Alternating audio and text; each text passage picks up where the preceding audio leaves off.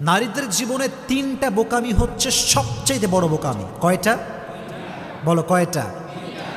এক, নারীদের জীবনে সবচাইতে বড় বোকামি হচ্ছে এরা পুরুষকে বাহ্যিক দেখে জাস্টিফাই করে, ভেতরটা দেখতে চায় না। তুমি খেয়াল করবা, একজন পুরুষ দেখতে গাঁজাখোর, কিন্তু বাবার টাকা পয়সা আছে, শান শৌকত আছে, বড় একটা বাসা আছে, গাড়ি আছে, আইফোন আছে, দেখবা মেয়েরা তার পেছনে সিরিয়াল ধরে দাঁড়িয়ে যায়।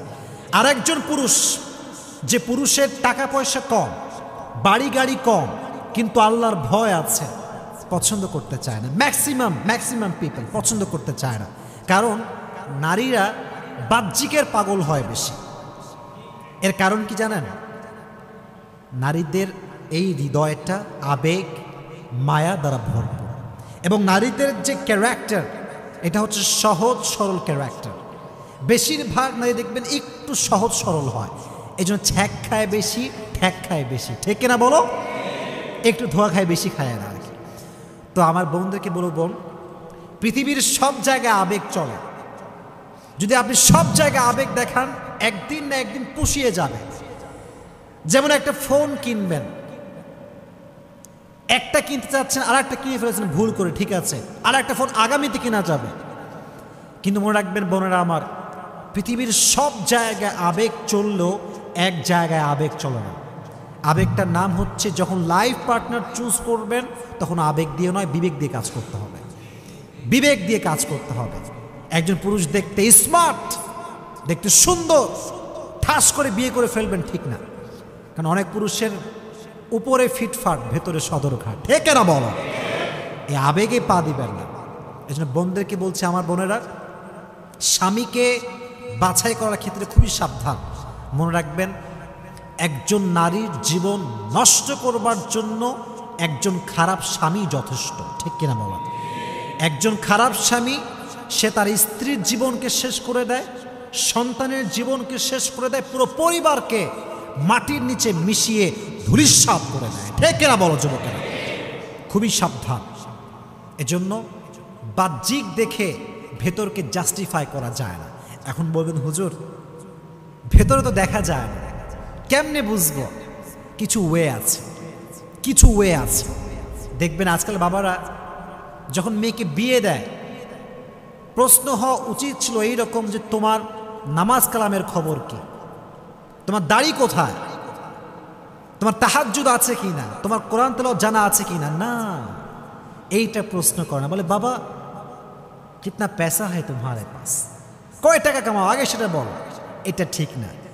জাস্টিফাই করতে হবে কেমন করে? নামাজ দিয়ে, ইমান দিয়ে, তার আখলাক দিয়ে, তার দাড়ি দিয়ে, তার ক্যারেক্টার দিয়ে, ঠিক না বলো?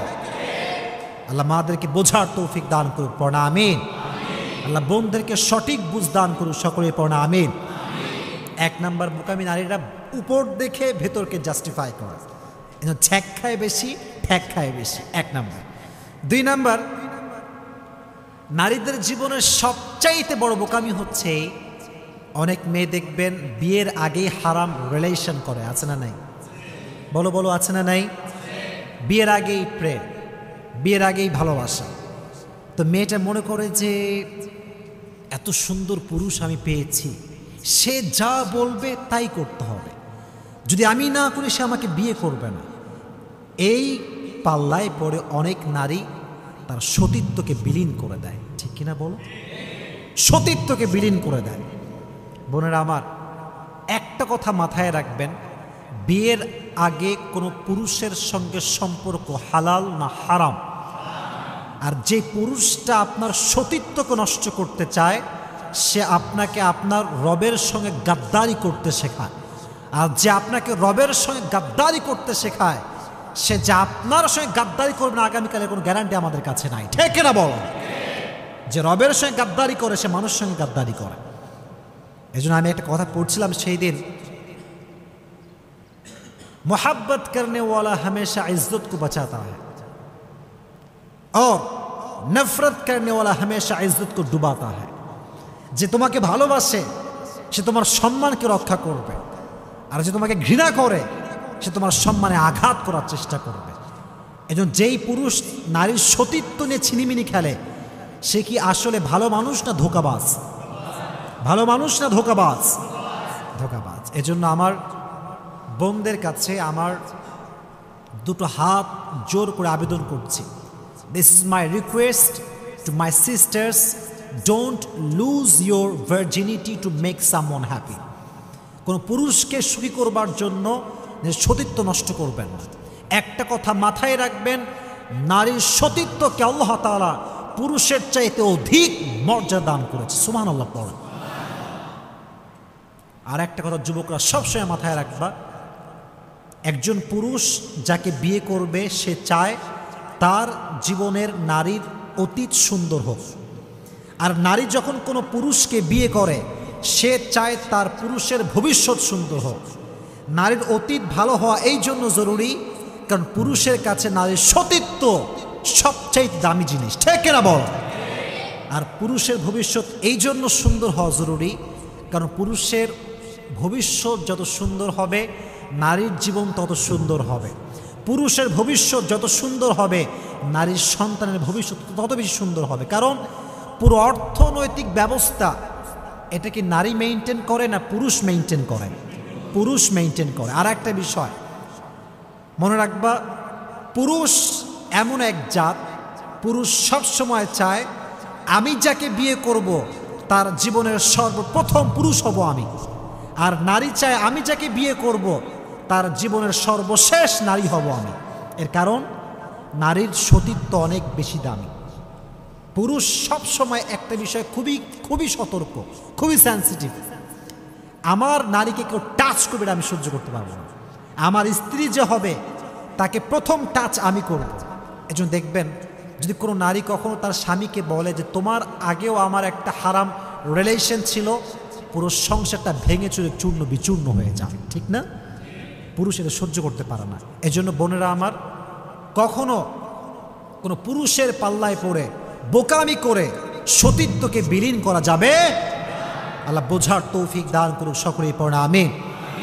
একটা হাদিস বলি, লা তাআতা লিমাখলুকিন ফি মাসিয়াতিল খালিক। আল্লাহকে কষ্ট দিয়ে, আল্লাহকে নারাজ করে কোন মাখলুকের গোলামি করা স্পষ্ট হারাম।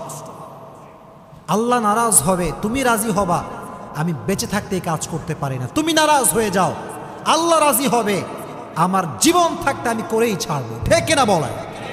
এজন্য মানুষের গোলামি করতে গিয়ে আল্লাহকে নারাজ করা যাবে। 2 নাম্বার। 3 নাম্বার সর্বশেষ পয়েন্ট, এটা খুব ভালো করে আপনারা বুঝবেন। কোনো নারী যদি ভালো স্বামী পায়, ভদ্র স্বামী, ভদ্র ছেলে, মুত্তাকি ছেলে, দেখবেন ব্যবহারটা গোলামের মতো করে। বলেন যে আরে আমি তো এলাকার সবচেয়ে সুন্দরী নারী, ওর কপাল ভালো যে আমি ওর বউ হয়েছে। এরকম আছে না নাই? মনে রাখবেন, পুরুষ কাঁদে না, পুরুষ অভিমান করে না, পুরুষ কখনো কাউকে সহজে ছেড়ে যায় না। কিন্তু পুরুষ যখন অভিমান করে তার অভিমানটা আর ফিরে আসে না, ঠিক না বল? সে কখনো আর ফিরে আসে না। এই জন্য পুরুষকে মূল্যায়ন করবেন। আর নবীজি বলেছেন, আল্লাহ ছাড়া কাউকে যদি সেজদা করা জায়েজ হতো, আমি প্রত্যেকটা নারীকে তার স্বামীর পায়ের সামনে সেজদা করার হুকুম দিতাম। সুবহানাল্লাহ পড়। এই জন্য বোন আমার, বোকামি করে স্বামীকে অমূল্যায়ন করবেন না, অবহেলা করবেন না। মনে রাখবেন, যার জীবনের স্বামী আছে তার সব কিছু আছে। যার জীবনের স্বামী আছে তার জীবনে ভালোবাসা আছে। যার জীবনের স্বামী আছে তার জীবনে যত্ন আছে।